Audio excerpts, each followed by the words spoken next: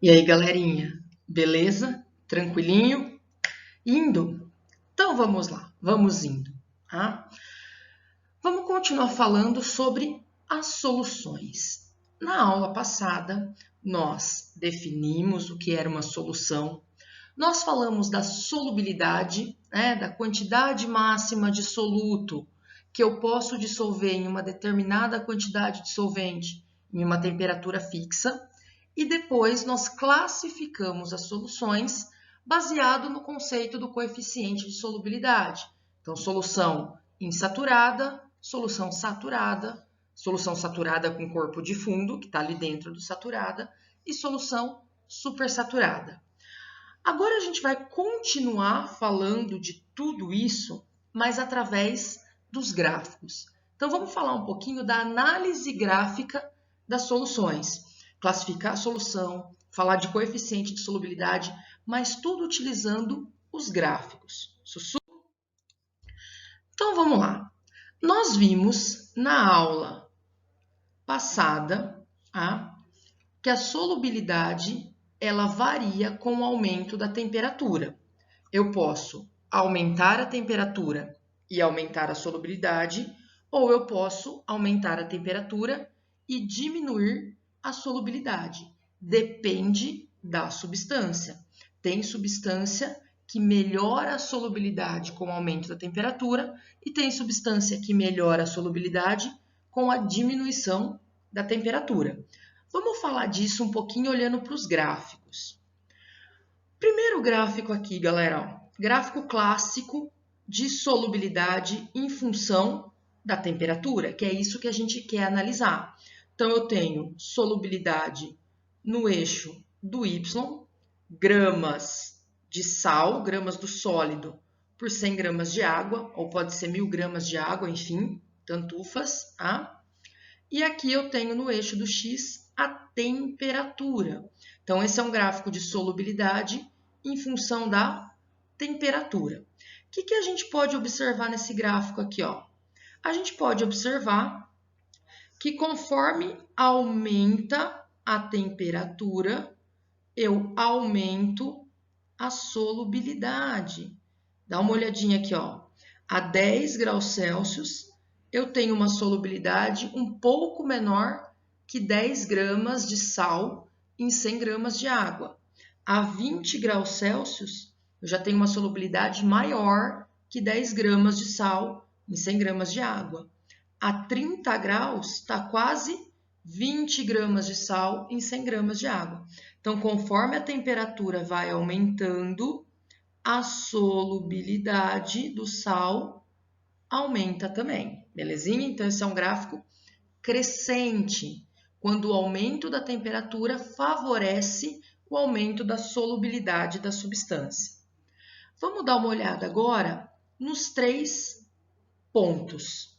A partir dessa localização dos pontos, eu consigo classificar minha solução em saturada, insaturada e supersaturada.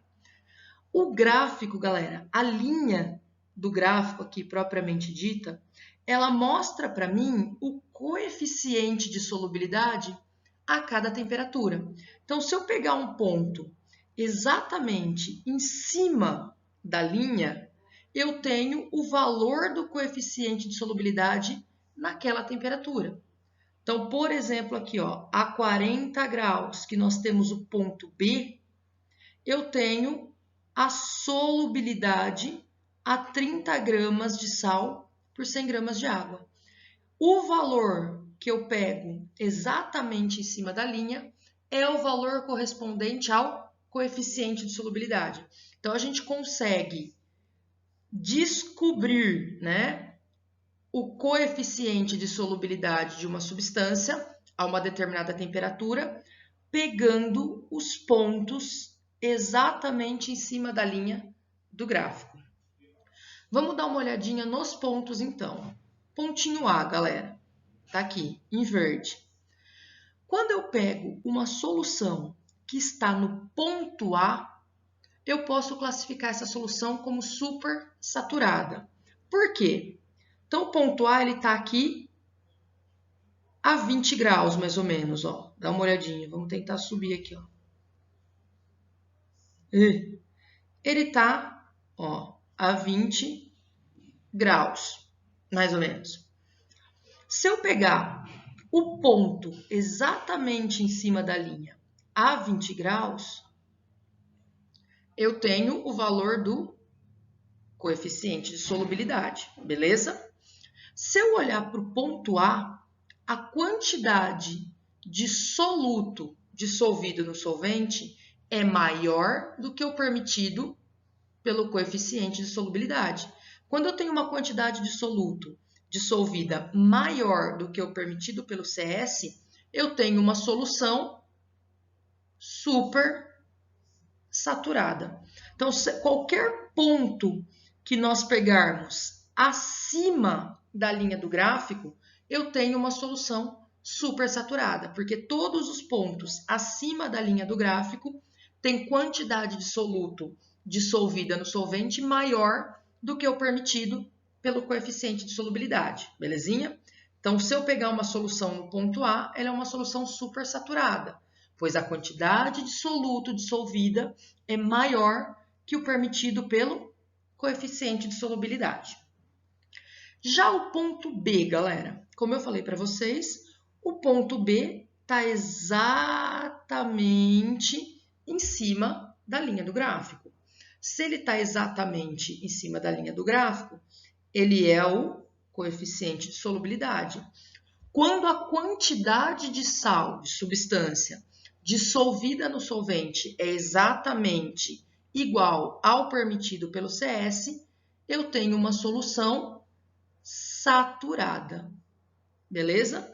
Então, qualquer ponto que eu pegar em cima da linha do gráfico, a uma determinada temperatura, eu vou ter uma solução saturada, porque a quantidade de sal dissolvido é exatamente igual ao permitido pelo CS.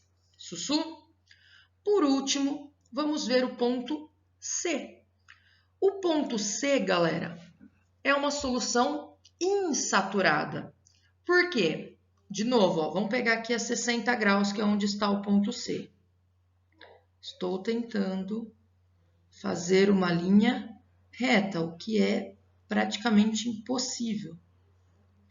Aqui, mais ou menos, ó. Não precisamos sofrer com valor, galera. Sabemos que esse ponto, exatamente em cima da linha do gráfico, é o valor do coeficiente de solubilidade.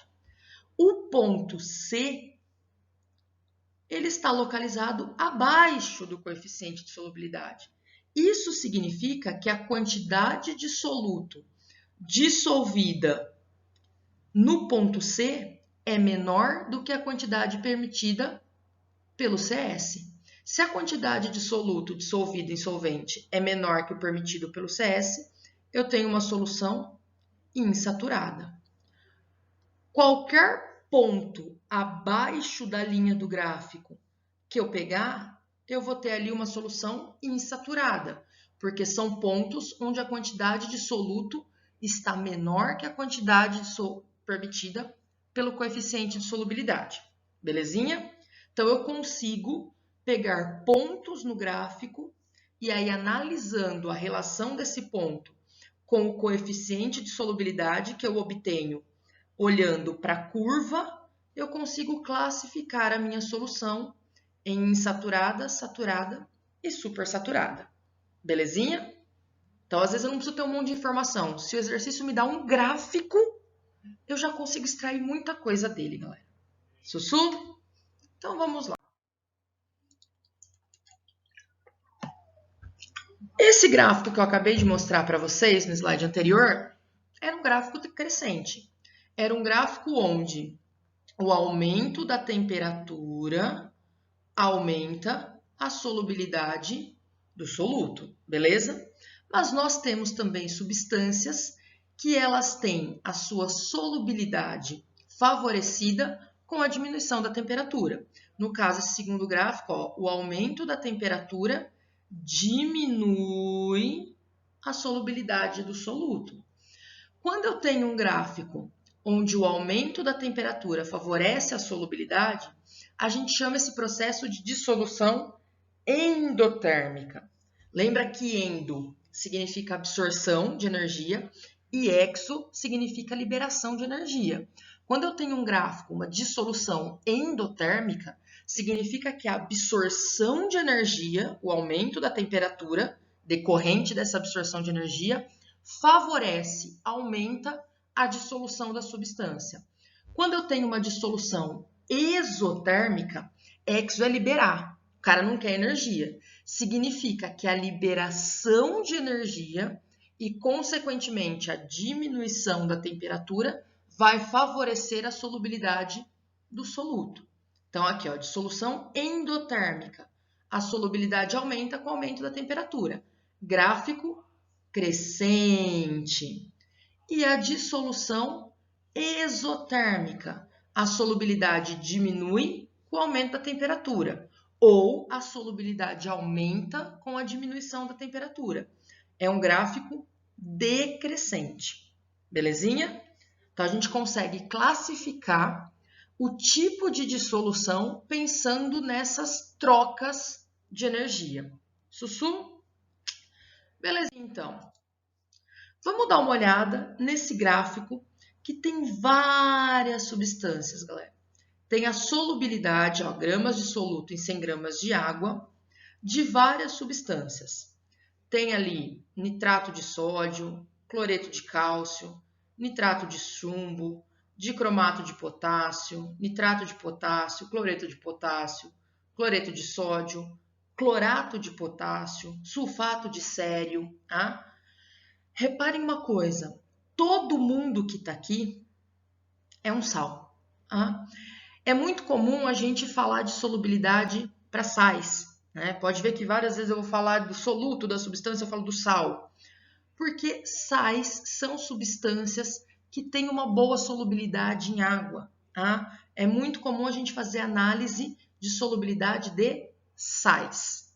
Não que outras substâncias não permitam essa análise. Permitem sim, mas vocês vão ver muitos gráficos de solubilidade em função da temperatura para sais. Tá?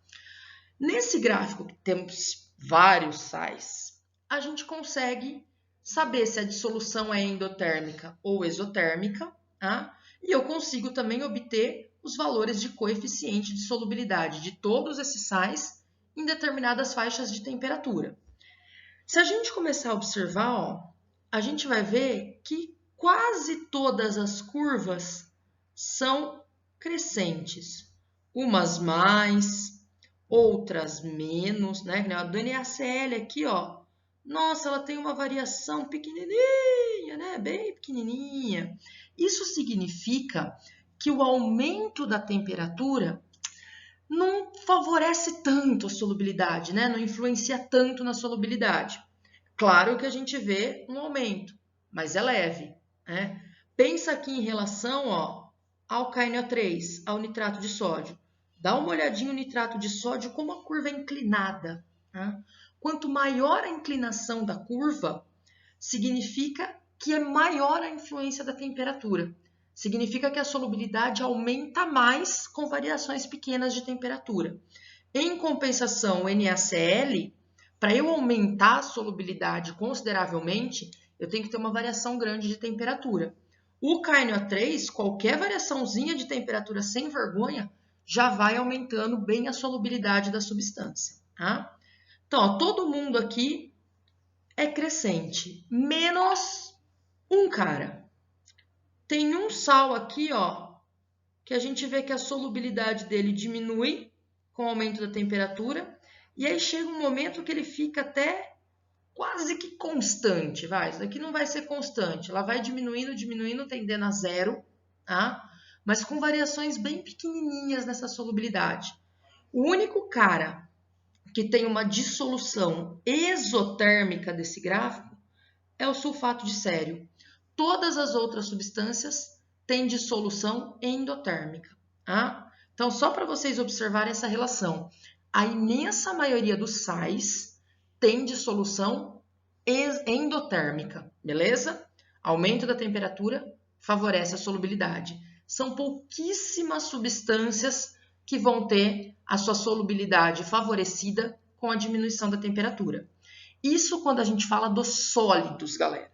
Isso para sólidos sendo dissolvidos em água ou em algum outro solvente no estado líquido.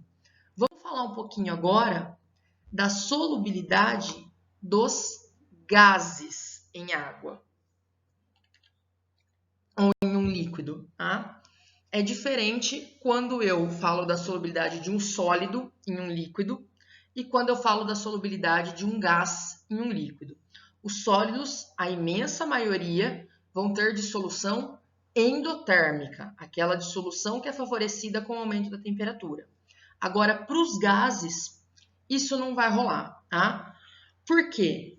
A solubilidade de um gás em um líquido, ela depende da temperatura, é claro, tá? Qualquer solubilidade é influenciada pela temperatura, mas ela depende também da pressão. Quando a gente fala de gás, a gente fala de pressão, tá? Primeiro, a temperatura, galera. Isso é regra geral para todo gás. O aumento da temperatura diminui a solubilidade de um gás em um líquido. Isso se deve por causa do aumento da agitação das moléculas, beleza?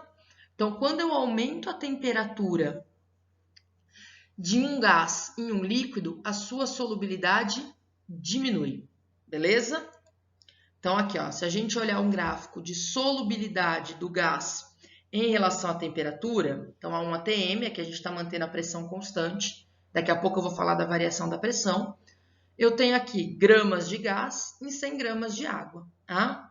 A gente pode perceber que os gráficos são decrescentes.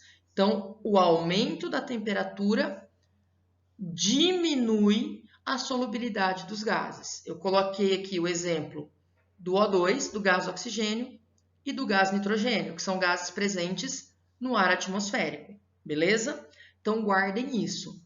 Para gases sendo dissolvidos em líquidos, o aumento da temperatura diminui a solubilidade do gás. Isso é uma regra geral, belezinha? Vamos ver a pressão. O aumento da pressão, galera, aumenta a solubilidade. Então, enquanto a temperatura e a solubilidade de um gás são grandezas inversamente proporcionais, a pressão e a solubilidade do gás são grandezas diretamente proporcionais. Sempre que eu aumento a pressão de um sistema onde eu tenho um gás sendo dissolvido num líquido, eu aumento a solubilidade desse gás, beleza? Dá uma olhada no gráfico aqui, ó. Mesmo esquema, estou mantendo os mesmos gases. Gás oxigênio, gás nitrogênio. Só que o aumento da pressão, então aqui é um gráfico de solubilidade em função da pressão. O anterior era um gráfico de solubilidade em função da temperatura. Agora aqui, em função da pressão.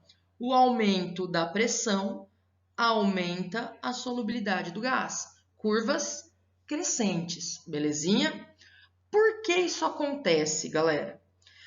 Quando eu aumento a pressão de um sistema, significa que eu estou comprimindo o gás presente nesse sistema. Eu estou fazendo com que as suas moléculas fiquem cada vez mais próximas. Quando eu começo a pressionar, a comprimir, aumentando a pressão desse gás, ó, dá uma olhadinha no êmbolo que está desenhado aqui.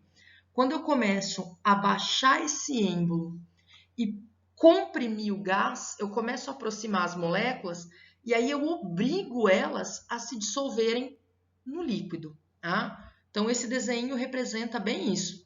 Tenho aqui um sistema onde eu tenho um gás sendo dissolvido no líquido.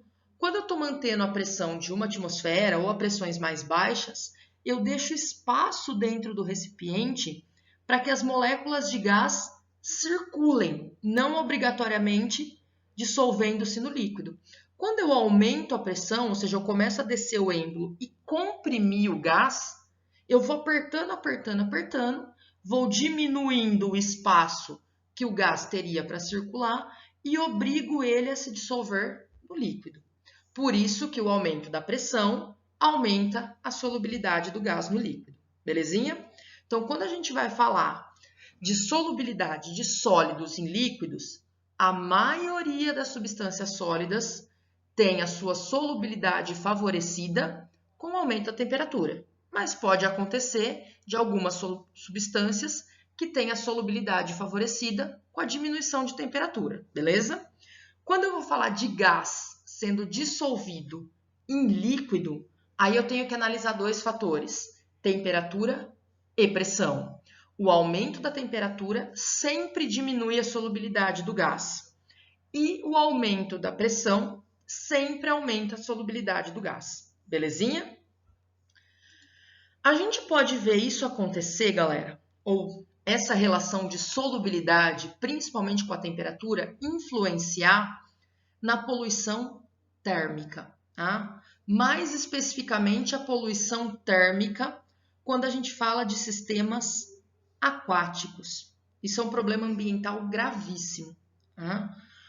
Quando eu tenho o aumento da temperatura da água de um sistema aquático, seja de um rio, de um lago, do oceano, eu tenho a diminuição da solubilidade do gás oxigênio. A gente sabe muito bem que os peixes, as plantas, enfim, todos os organismos vivos presentes num sistema aquático, eles dependem do oxigênio dissolvido na água para viver. Então, a respiração branquial dos peixes depende desse oxigênio dissolvido na água.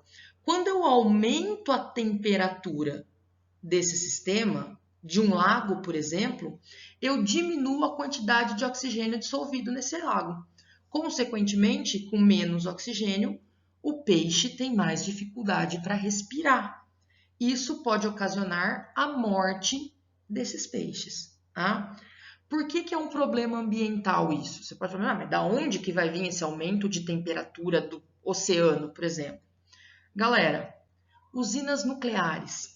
Se vocês começarem a pesquisar, vocês vão ver que todas as usinas nucleares do mundo todo, elas são localizadas na margem de um oceano, beleza? Na região costeira do país. Por quê?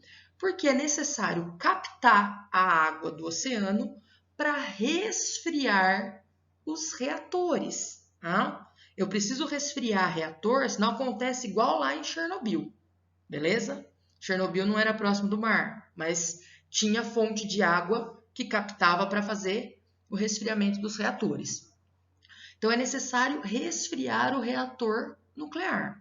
Então, a água é captada do oceano, passa pelas serpentinas dentro do reator, pega esse excesso de energia na forma de calor, absorve, diminuindo a temperatura do reator, e essa água ela é devolvida para o oceano. Para ela ser devolvida para o oceano, ela precisa ser resfriada. Você precisa deixar essa água esfriar, para você não descartar ela de volta no oceano quente. Se você descarta ela de volta no oceano quente, você aumenta a temperatura daquela região do mar, diminui a quantidade de oxigênio dissolvido e vai matar os peixinhos. Tá?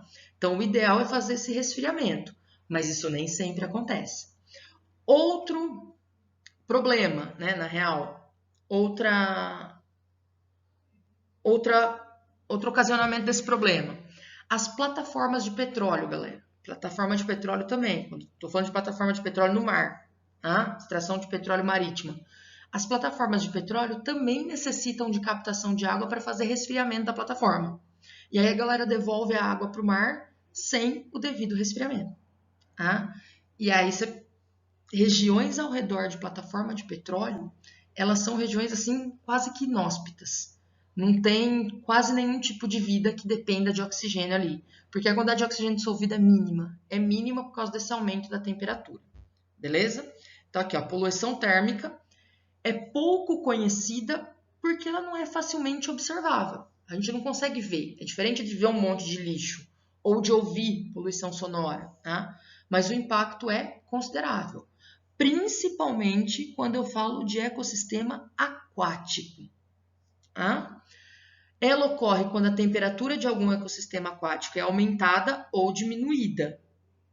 Aí temos outros problemas com a diminuição da temperatura, que não a solubilidade de oxigênio. causando um impacto direto na população desse ecossistema. Quando eu falo de aumento de temperatura, eu influencio diretamente na quantidade de oxigênio dissolvido. Belezinha?